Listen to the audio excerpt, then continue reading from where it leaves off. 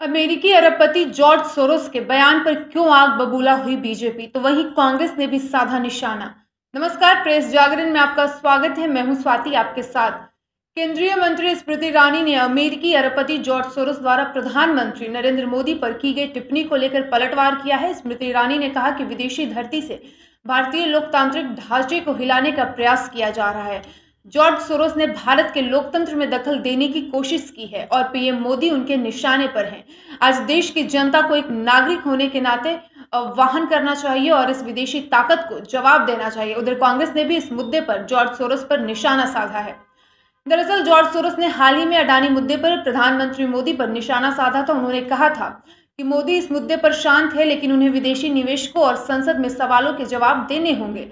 Soros Munich security conference में बोल रहे थे। उन्होंने कहा था कि यह भारत की संघीय सरकार पर मोदी की पकड़ को काफी कमजोर कर देगा और बहुत जरूरी संस्थागत सुधारों को आगे बढ़ाने के दरवाजा खोल देगा। उन्होंने कहा था, मुझे उम्मीद है कि भारत में एक लोकतांत्रिक परिवर्तन होगा। तो वहीं इस पर स्मृति ईरानी ने जॉर्ज सोरोस पर निशाना साधते हुए कहा कि जिस व्यक्ति ने इंग्लैंड के बैंक को तोड़ दिया, एक व्यक्ति जिसे आर्थिक युद्ध अपराधी के रूप में नामित किया गया है, उसने भारतीय लोकतंत्र को तोड़ने का ऐलान किया है। उन्होंने ऐलान किया है कि वो प्रधानमंत्री नरेंद्र मोदी को अपने वार का मुख्य बिंदु बनाएंगे। उन्होंने ऐलान किया है कि वो हिंदुस्तान में अपनी विदेशी ताकत के अंतर्गत एक ऐसी व्यवस्था बनाएंगे जो हिंदुस्तान नहीं बल्कि उनके हितों का संरक्षण करेगी।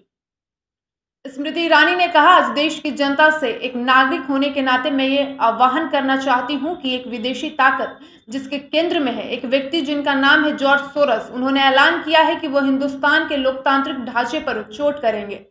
केंद्रीय मंत्री ने कहा, आज जॉर्ज सोरोस को हम एक सुर में ये जवाब दें कि लोकतांत्रिक परिस्थितियों में लोकतांत्रिक तरीके से चुनी गई सरकार और हमारे प्रधानमंत्री ऐसे गलत इरादों के सामने सिर नहीं झुकाएंगे।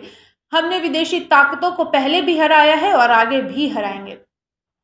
उन्होंने आगे कहा, जब विश्व में इस बात की चर्चा थी कि कोविड महामारी के दौरान भारत का क्या होगा, तब मोदी सरकार ने 80 करोड़ जनता की खाद्य सुरक्षा की दृष्टि से हर गरीब तक अनाज पहुंचाया।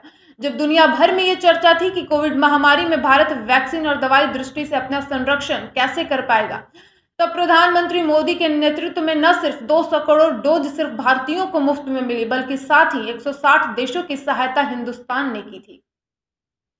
हिंदुस्तान इस बात का साक्षी है कि अमृतकाल का यह बजट भारत की रक्षा प्रणाली के लिए सबसे ज्यादा आवंटन करता है। आज जब भारत को अमेरिका के राष्ट्रपति, फ्रांस के राष्ट्रपति और इंग्लैंड के प्रधानमंत्री आभार प्रकट करते हैं कि उनके देशों में भारतीयों की वजह से आज आर्थिक संबंध और मजबूत हो रहे हैं, जब भारत विश्व की 5वीं सबसे बड़ी अर्थव्यवस्था बनकर उभर रही है, तब हिंदुस्तान के लोकतांत्रिक ढांचे में हस्तक्षेप करने वाले जॉर्ज सोरोस को एक सुर में जवाब दें। ये पहला कटाक्ष नहीं है पीएम नरेंद्र मोदी पर। पीएम मोदी ने बार बार कहा है कि अगर उन पर वार करेंगे तो वो सहन करने की क्षमता रखते हैं, लेकिन हिंदुस्तान पर वार न वो स्वीकार करेंगे और न कोई हिंदुस्तानी इसे स्वीकार करेगा। तो वहीं दूसरी ओर कांग्रेस नेता जयराम रमेश ने भी इस मुद्दे पर जॉर्ज सोरोस को फटकार लगाई है। उन्होंने कहा है कि प्रधानमंत्री से जुड़ा अडानी घोटाला भारत में लोकतांत्रिक पुनरुत्थान शुरू करता है या नहीं, ये पूरी तरह कांग्रेस, विपक्ष व हमारी चुनाव प्रक्रिया पर निर्भर है। इसका जॉर्ज सोरोस से कोई लेना देना नहीं है। हमारी नेहरूवादी विरासत सुनिश्चित करती है उन जैसे लोग हमारे चुनाव परिणाम तय नहीं कर सकते।